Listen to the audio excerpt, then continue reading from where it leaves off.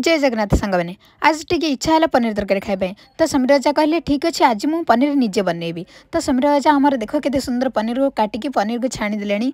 आज पनीर बनैबे मैंने समीर राजा मुझे हाथ चाटिकी खाइबे ना से कहते मुझे टेस्टी बनैबी से तुम आज हाथ चाटिकी खाइब। मुझे ठीक अच्छे तुम पनीर बनाओ मुझे भर गोटे भिड बन दूसरी।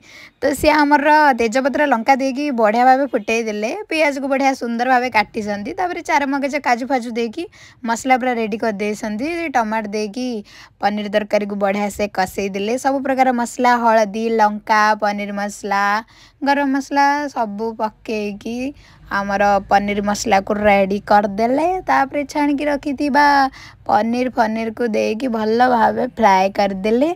आसेपटे मोर रोटी बनाऊली तापर सब सरीगला खायापाई आम बसी पड़ू रेडी। देख मु टेस्ट करके कहबी केमती। हाँ बढ़िया टेस्ट लगला पनीर तरकारी।